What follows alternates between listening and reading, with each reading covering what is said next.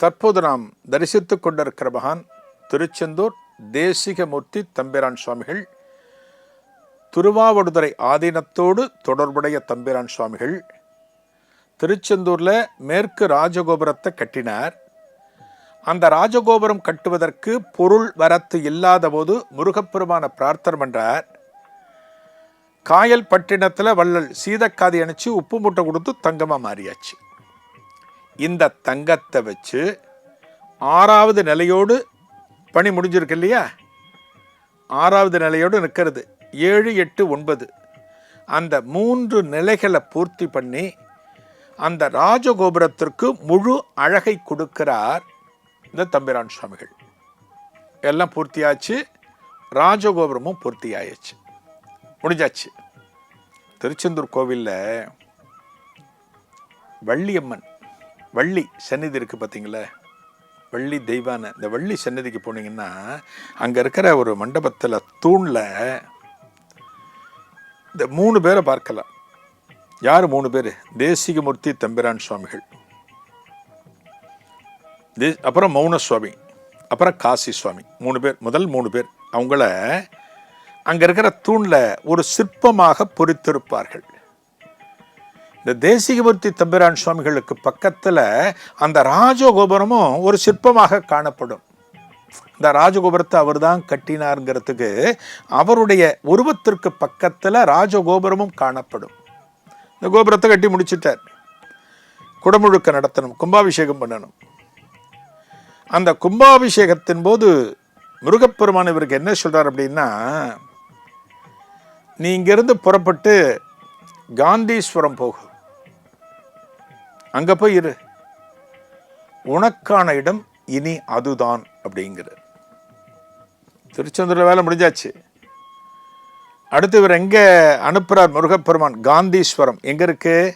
திருச்செந்தூர்ல இருந்து சுமார் ஒரு 30 கிலோமீட்டர் தொலைவு காந்தீஸ்வரம்ங்கிற இடம். அந்த இடத்துக்கு அனுப்புறார். அந்த இடத்துக்கு அனுப்பிச்சு அங்க தங்கி நீ இனிமே அங்க உன்னோட தியானத்தெல்லாம் நீ பண்ணு அப்படிங்கிற. அந்த தியானத்தெல்லாம் பண்ணுன்னு அந்த இடத்த சொன்ன உடனே இவர் அங்கிருந்து புறப்பட்டு திருச்செந்தூர்லேருந்து புறப்பட்டு இங்கே வர, எங்க காந்தீஸ்வரம் வர. இந்த காந்தீஸ்வரத்தில் ஏகாந்த லிங்கேஸ்வரர்னு ஒரு சிவன் கோவில் உண்டு. அந்த சிவன் கோவிலில் தியானம் இருக்கார், அப்பப்போ தியானம் இருக்கார். ஊர்லேருந்து புறப்பட்டு வந்தாச்சு, திருப்பணி முடிஞ்சாச்சு, கும்பாபிஷேகத்திற்கு நாள் குறிச்சாச்சு. அந்த கும்பாபிஷேகத்தை திருச்செந்தூர்லேருந்து பார்க்கல, இந்த காந்தீஸ்வரத்திலிருந்து தனது மனக்கண்ணால் அந்த கும்பாபிஷேக நிகழ்வை இங்கிருந்தவாறு தரிசிக்கிறாராம் தேசிகமூர்த்தி தம்பிரான் சுவாமிகள். இறைவனுடைய கணக்கு இருக்கு பார்த்தீங்களா, பகவானுடைய லீலைகள் இருக்கு பார்த்தீங்களா, அது ஒவ்வொன்றுக்கும் என்ன காரணம் என்று நம்மால் ஆராய முடியாது. நம்ம சொல்கிறோம் இல்லையா, இதான ஒன்று ஆச்சு, ஒரு கஷ்டமோ நஷ்டமோ இருந்தால் நம்ம என்ன பண்ணுவோம், பகவானுடைய கணக்கு என்னவோ அப்படிங்கிறோம் இல்லையா. அவ்வளோ தூரம் பண்ண வச்சவரை அந்த கும்பாபிஷேகத்திற்கு அங்கே இருக்க வைக்காம இன்னொரு இடத்திற்கு போக சொல்லிட்டு அங்கிருந்து அந்த கும்பாபிஷேகத்தை தரிசனம் பண்றார்.